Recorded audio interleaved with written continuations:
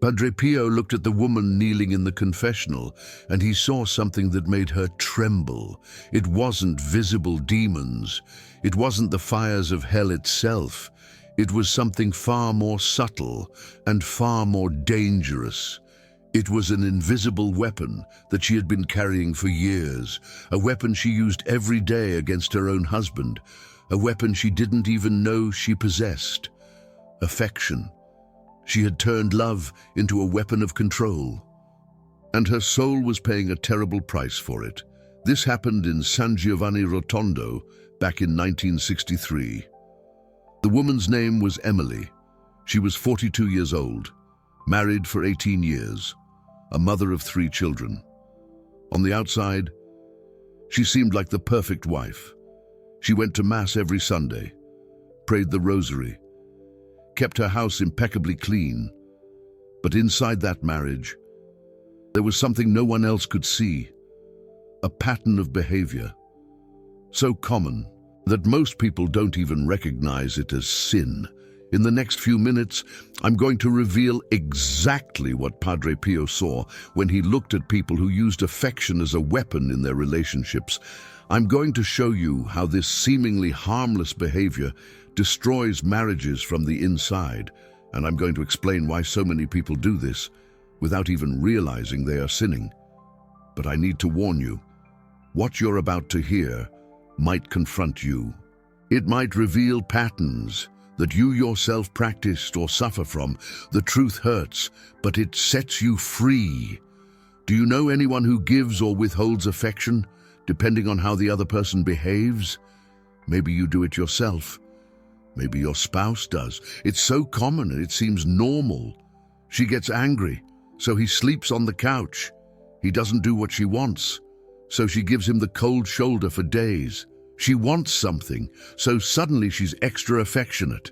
It seems like relationship strategy. It even seems smart. But Padre Pio saw it in a completely different light. Emily had sought out Padre Pio because her marriage was in crisis.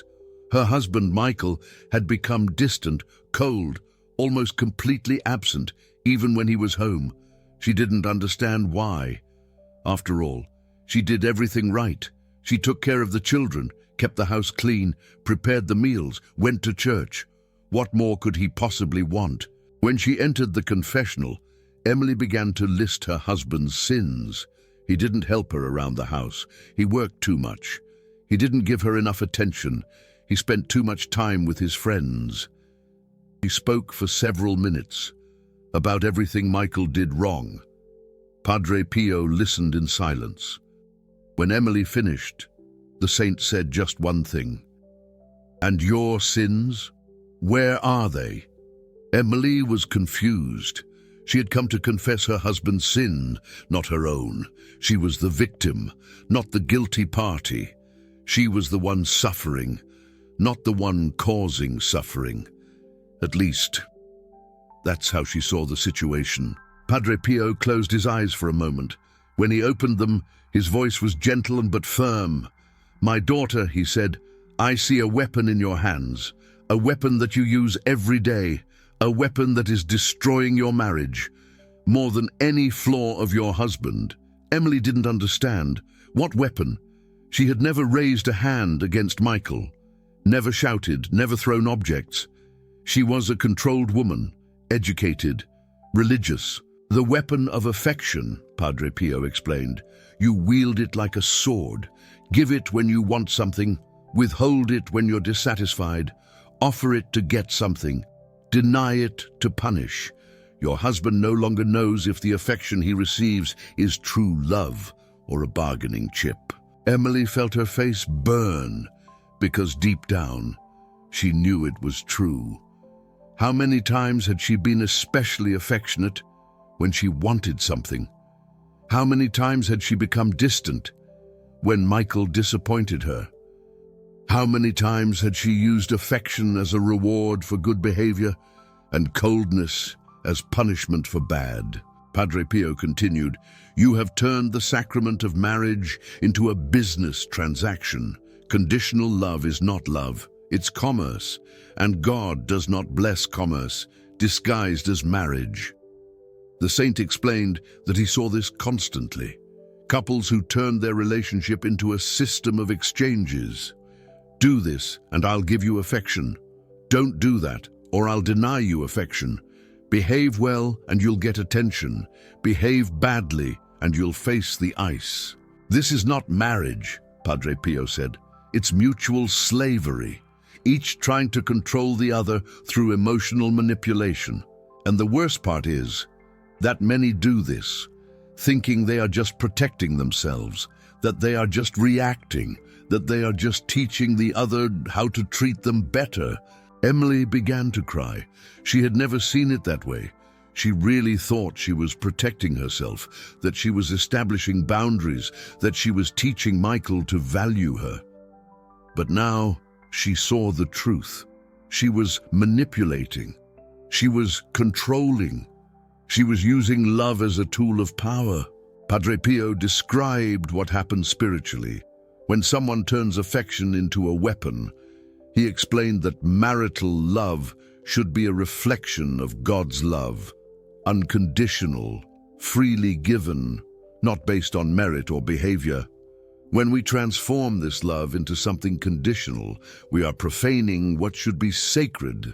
Every time you withdraw affection to punish, the saint said, you are saying that your love has a price, that it needs to be earned, that it can be lost.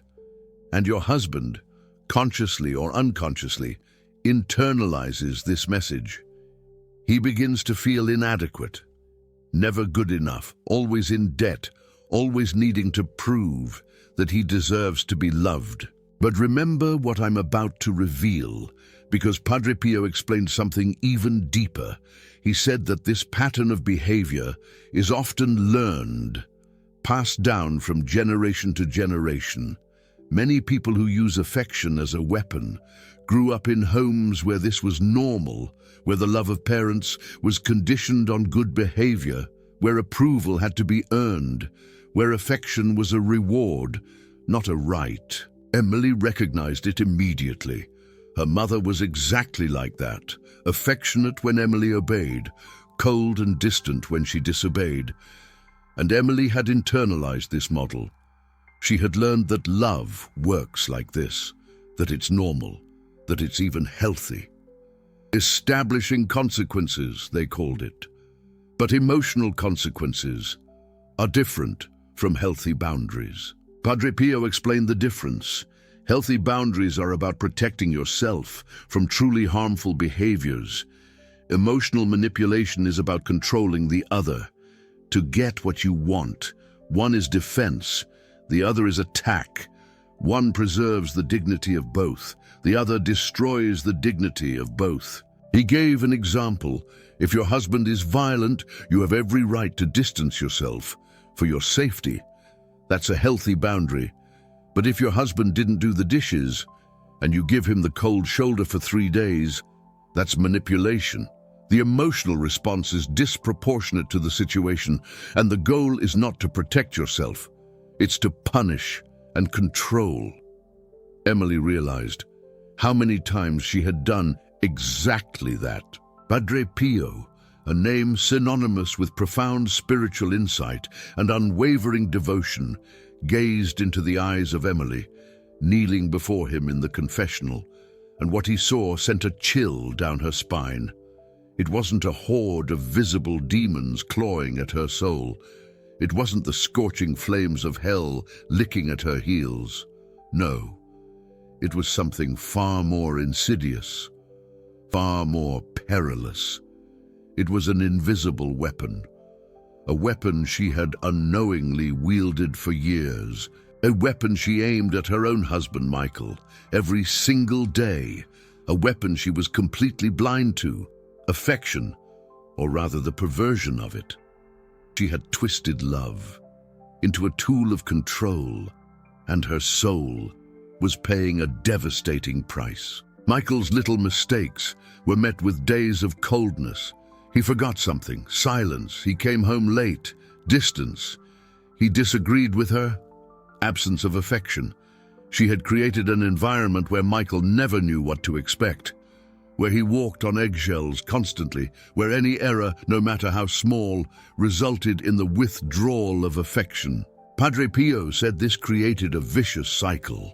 The more Emily manipulated, the more Michael retreated. The more he retreated, the more she felt rejected. The more rejected she felt, the more she manipulated to try to win him back. And so the marriage deteriorated, with both increasingly distant, increasingly wounded, increasingly trapped in this destructive dance. You asked me why your husband is distant, Padre Pio said. The answer is, he no longer knows if he can trust your affection. He doesn't know if the love he receives is true love or a strategy to get something. He's closed himself off, because opening his heart to someone who uses love as a weapon is too painful. Emily was sobbing now. Years of behavior she thought was normal were being exposed as manipulation, as sin, as destruction of the sacred bond she had promised to honor. Padre Pio didn't condemn her. He didn't judge her, but he didn't minimize it either. My daughter, he said, you need to understand that affection in marriage is not a bargaining chip. It's a gift, a present given freely, not payment for services rendered. When you condition your love on your husband's behavior, you're saying he needs to earn it. But true love isn't earned, it's given. The saint paused, then added something Emily would never forget. Think about how God loves us. He doesn't wait for us to be perfect to love us. He doesn't withdraw his love when we sin. He doesn't become cold and distant when we disappoint him. His love is constant, unconditional, even when we don't deserve it, especially when we don't deserve it. And marital love should reflect that divine love. Emily finally understood the depth of her sin. She wasn't just harming her marriage, she was distorting the image of God's love. She was teaching her husband and children that love has conditions, that it needs to be earned, that it can be taken away. This wasn't the message she should be transmitting. Padre Pio then revealed something about the spiritual consequences of this behavior.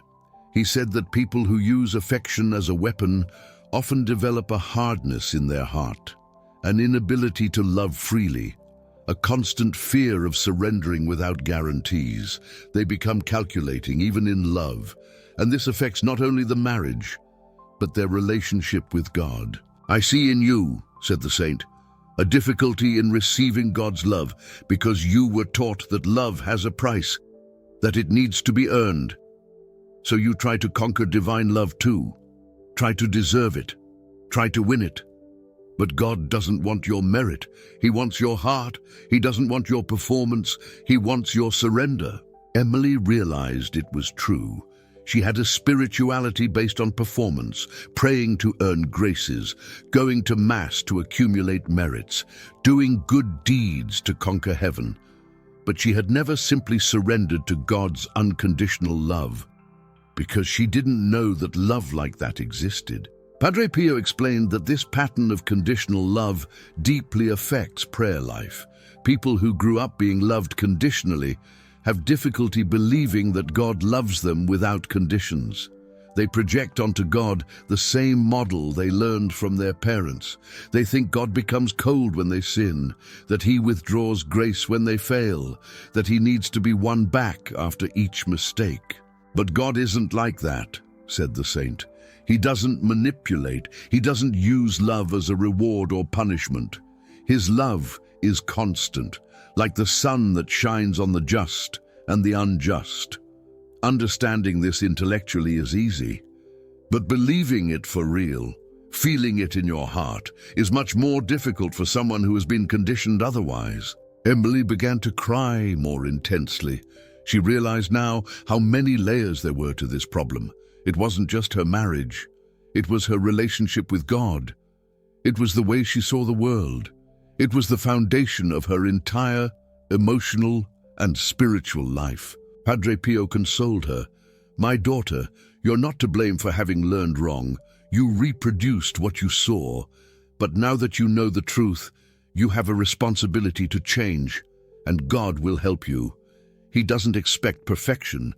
He only expects you to try to get up every time you fall, to persevere even when it seems impossible. The saint also explained that healing this pattern often requires forgiving one's own parents. Many people who use affection as a weapon are repeating what they suffered. They're perpetuating a generational wound, and to break the cycle, they first need to make peace with the past. This doesn't mean what your parents did was right, Padre Pio clarified. It just means you need to release them, to be able to free yourself. As long as you hold resentment, you remain trapped in that model. Forgiveness is the key that unlocks the door to a new way of loving. Emily thought of her mother. She had never realized it before, but she harbored resentment. Resentment for having grown up never knowing if she was truly loved, for having learned that she needed to be perfect to deserve affection, for carrying this wound her whole life without even knowing it was a wound. Padre Pio seemed to read her thoughts. Your mother probably learned this from her mother, and she from the mother before. Generations of women loving in the only way they knew. You can be the one who breaks the cycle, the one who learns differently, the one who teaches differently. But first, you need to forgive. Now pay attention, because Padre Pio explained how this pattern affects children. And this part is crucial to understanding the gravity of the problem. Emily had 3 children, and without realizing it, she was teaching them the same model of conditional love she had learned from her mother. When the children behaved well, she was affectionate. When they disobeyed, she became cold. She thought she was educating, that she was teaching consequences, but she was actually transmitting the same wound she carried. Padre Pio explained that children who grow up with conditional love develop a series of problems. Anxiety, because they never know if they're truly loved or only when they're good. Perfectionism, because they believe they need to be perfect to deserve love. Difficulty in relationships, because they reproduce the same pattern of manipulation they learned. And a distorted image of God, because they learn that even divine love has conditions. You're passing this wound on, Padre Pio said. Your children will grow up thinking that's how love works. They'll get married and do the same, and their children too. Entire generations trapped in this cycle of manipulative love, commercial love, love that isn't really love. Emily was devastated. She hadn't just destroyed her marriage. She had planted seeds of destruction in her children. Seeds that would blossom into equally dysfunctional future relationships. But Padre Pio didn't stop there. He offered hope. My daughter, the cycle can be broken. You can learn to love differently. Your children are still young. There's time to show them a different model of love. But first, you need to heal. You need to understand where this pattern comes from. And you need to ask for God's grace to transform your heart. Padre Pio gave Emily specific guidance to begin the change. First, she needed to recognize every time she was using the weapon of affection, every time she was going to be cold to punish, every time she was going to be affectionate to get something. Awareness was the first step, a crucial step. Second, she needed to separate the behavior from the person. You can be dissatisfied with something your husband Michael did, the saint explained, without withdrawing affection from him as a person. You can express discontent in a healthy way. You can talk. You can even argue. But you cannot use love as punishment. Love remains, even when there is conflict. Third, she needed to examine her motivations before any demonstration of affection. Ask herself, am I doing this because I love or because I want something? The honest answer would reveal a lot about her heart, a deeper truth. But hold on, because I'm going to tell you more. Because Padre Pio revealed that this problem wasn't exclusive to women. He saw the same pattern in men too, just manifested in different forms. It was universal. Men who used the weapon of affection frequently did so through silence, through withdrawal, through emotional coldness. They didn't manipulate with words, but with absence. They didn't punish with arguments, but with emotional disappearance. And the effect was equally destructive, utterly devastating. Padre Pio told of a man named David who had come to confess to him some years before. David prided himself on never yelling at his wife, on never raising his voice, on never being aggressive, but his weapon was different. When he was dissatisfied, he simply disappeared emotionally. He was present physically, but absent in everything else. A ghost in his own home. Days passed without a word beyond the necessary, without an affectionate look, without a touch. His wife was desperate, trying to figure out what she had done wrong, trying to win him back, and David watched in silence, waiting for her to understand the lesson, waiting for her to change the behavior that had displeased him. Padre Pio said to David the same thing he would say to Emily years later. You have turned love into a weapon. Your silence is not peace, it's violence. Your coldness is not emotional control, it's manipulation. You are destroying your wife from the inside while boasting about never having raised your voice. David was shocked. He really thought he was a good husband, that he was patient, that he was controlled. But Padre Pio saw the truth. He saw a woman living in constant anxiety, never knowing when the next period of ice would come, never knowing what she had done wrong, never feeling safe in her own marriage. It was a prison. The saint explained that there are many forms of violence. Physical violence is the most obvious, but emotional violence can be equally destructive, and using the weapon of affection is a form of emotional violence. Silent, invisible, but real. Utterly real. Padre Pio also observed that frequently the two spouses were doing this to each other, a cycle of emotional retaliation. She gets cold, he withdraws. He withdraws. She manipulates more. She manipulates more. He freezes even more. And so the marriage dies little by little, suffocated by two people who should love each other, but who have turned love into a battlefield, a war zone. The super thanks down below is a way for you to support this work of bringing truths that confront. These messages aren't easy to hear. Many people will recognize themselves in what I'm saying. They will feel discomfort. They will want to deny it. But the truth that sets you free is rarely comfortable at first. Rarely. Padre Pio dedicated his life to speaking these truths, to confronting sins that people didn't even know they were committing, to illuminating patterns of behavior that destroyed lives and relationships. And each contribution helps to continue this work of awareness and transformation, a beacon of hope. Now let me tell you what happened to Emily after that confession, the real transformation. She left the confessional transformed, not instantly cured, but aware, and awareness was the first step. In the following weeks, she began to observe her own behavior, and she was horrified by what she discovered, absolutely appalled. She realized every time she was going to withdraw affection to punish, every time she was going to be especially affectionate to get something, every time she calculated her demonstrations of love based on Michael's behavior, it was constant, almost automatic, a pattern so ingrained that she didn't even realize it before. The hardest part was changing. Knowing wasn't enough.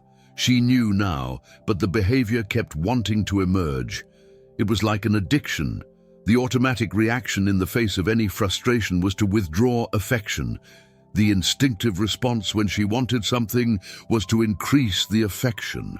Breaking this pattern required constant vigilance, relentless self-awareness. Emily prayed every day, asking for the grace to love unconditionally, asking for strength not to manipulate, asking for wisdom to separate the person from the behavior, and little by little, very slowly, something began to change. A gradual shift. Michael noticed the difference first. He was used to reading the signs, to knowing when he had done something wrong by the level of coldness, to measuring his worth by the affection he received. But now the signs were confusing. Emily was being affectionate even when he made mistakes. She was present even when they disagreed. She was loving for no apparent reason, a true act of grace. At first, Michael was suspicious. He thought it was some new strategy, some more sophisticated form of manipulation. He waited for the other shoe to drop, for the moment when she would reveal what she really wanted. But that moment didn't come. It never arrived. It took months for Michael to start to lower his guard. Years of conditioning don't undo quickly, but little by little, very slowly, he began to believe that Emily's love was genuine, that it had no price, that it had no conditions, and that changed everything, utterly transformed their lives. A marriage that was on the verge of death began to revive, not because the circumstances changed, not because the problems disappeared, but because the dynamics changed. Love stopped being a weapon and became a gift again. Manipulation gave way to surrender. Control gave way to trust, a true miracle. Emily also worked with the children, consciously began to demonstrate unconditional love, to be affectionate even when they disobeyed, to separate discipline from affection. You can correct a child, Padre Pio explained, without withdrawing love. And in doing so, she began to heal not only her marriage, but her family, leaving a legacy of true, unconditional love. You can establish consequences for behaviors without using emotional coldness as punishment. Emily's children grew up different, not perfect, but with a different understanding of love. They saw their mother change, they saw their parents' marriage transform, and they learned that true love isn't a bargaining chip. It's a gift freely given. Padre Pio used to say that the cure for this pattern requires three things. First, awareness, recognizing that you do it. Many people manipulate with affection their entire lives without ever realizing it. They think it's normal. That's how relationships work. Awareness breaks that illusion. Second, genuine remorse, not just feeling bad for being caught, but genuinely regretting the damage caused, understanding that you hurt people you love, that you distorted what should be sacred, that you taught destructive patterns to others. Third, a change in behavior with the grace of God, because this pattern is deeply rooted, it's almost instinctive. Changing requires more than willpower, it requires inner transformation, and that transformation only comes through grace.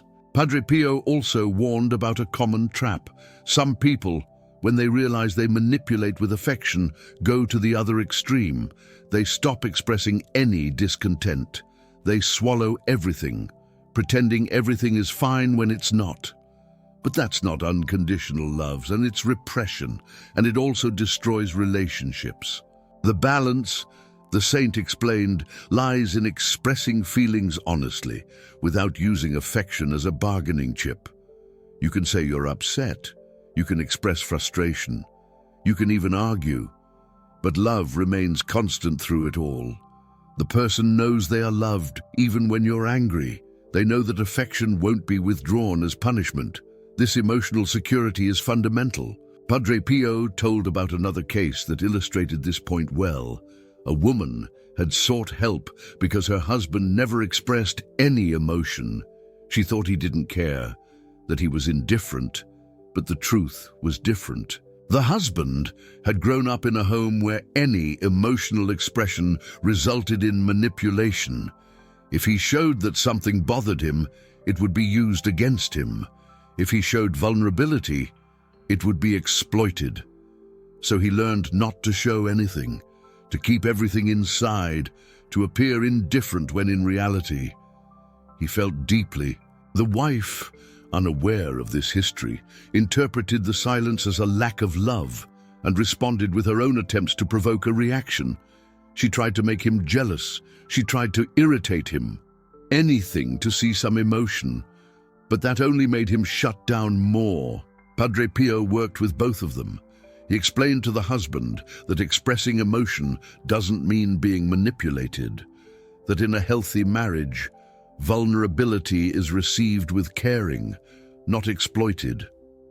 And he explained to the wife that her husband's silence wasn't indifference, it was protection, a protection that was no longer necessary if she created a safe environment. The healing took time. Years of patterns don't unravel quickly, but little by little, the husband began to open up, to express what he felt, and the wife learned to receive these expressions with love, not to use them as a weapon. The marriage was transformed. Padre Pio also warned about a particularly destructive form of this behavior, using physical affection as a weapon in marriage. He saw couples where one spouse denied intimacy as a form of punishment, used their body as a bargaining chip, offered it when they wanted something, and denied it when they were dissatisfied. That, the saint said, is a profanation of the sacrament. Marital union should be an expression of love, not a tool of control. When you turn your body into a commodity, you are reducing marriage to a commercial transaction. And God does not bless transactions disguised as love. He told about a man who sought help because his marriage had become a constant negotiation. The wife only showed affection when he agreed with her demands. Each gesture of affection had a price. Each moment of intimacy needed to be bought with obedience. The man was destroyed inside. He didn't feel loved. He felt manipulated. He felt used. And little by little, he was losing the ability to love too. He was becoming hard, distant, cynical. The marriage that should be a source of life was becoming a source of inner death. Padre Pio worked with this couple for months. The wife needed to recognize that her behavior was sinful, not just harmful to the marriage, but offensive to God. She had transformed something sacred into an instrument of power, and that required deep remorse. The transformation was difficult. The wife had learned this pattern from a young age, from observing her own mother. It was the only form of relationship she knew. Learning to love differently required deconstructing everything she thought she knew about how marriages worked. But with prayer, with regular confession, with conscious effort, change happened. The marriage was restored, and both discovered an intimacy they had never experienced before. An intimacy based on surrender, not on negotiation, on love, not on control. Padre Pio used to say that the sacrament of marriage is a reflection of the union between Christ and the Church. Christ doesn't withdraw his love when the Church fails, doesn't become distant when she sins, doesn't manipulate to get obedience. He loves unconditionally, sacrificially, eternally, and conjugal love should reflect this divine model. When we use affection as a weapon in marriage, the saint said, we are distorting this sacred image. We are presenting to the world a false model of God's love, and this has consequences not only for us, but for all who observe our relationship. Children who see their parents manipulating each other learn that love is like that. Friends who observe your marriage think this is normal, and so the lie perpetuates, the distortion spreads, and more people believe that true love doesn't exist. If this content is touching you, if you are recognizing patterns in your own life, I need to tell you something important. It's not too late to change. The cycle can be broken, but it requires honesty with yourself. It requires humility to recognize that you may be part of the problem, and it requires courage to change. Here are some questions that Padre Pio suggested for self-examination.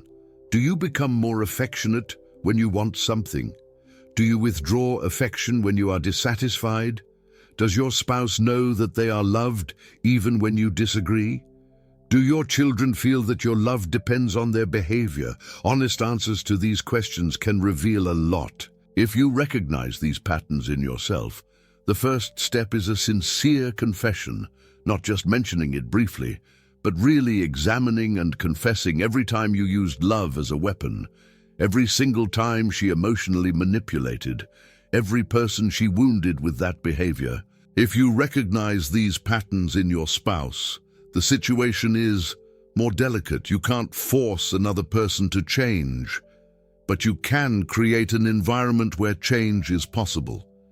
You can demonstrate unconditional love. Even when you don't receive the same in return, you can break the cycle of retaliation, and you can pray for the transformation of their heart. Padre Pio used to say that many marriages could be saved if just one person decided to stop using affection as a weapon.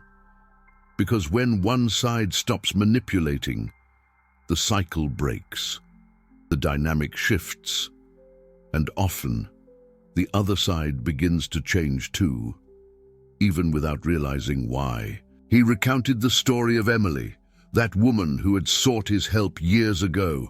After months of effort, her marriage had been completely transformed. Michael, who was once distant and cold, had become present and affectionate. Their children had learned a new model of love, and Emily finally understood what it meant to be loved unconditionally, both by her husband and by God. But the change wasn't easy. There were relapses, moments when the old patterns threatened to return, moments when it seemed easier to simply manipulate than to communicate honestly. But Emily persevered. Each time she stumbled, she got back up. Each time she failed, she confessed. And little by little, the new pattern became more natural than the old. Years later, she returned to visit Padre Pio to express her gratitude. The saint gazed at her with that look that seemed to see beyond the surface and smiled. "You broke the cycle," he said.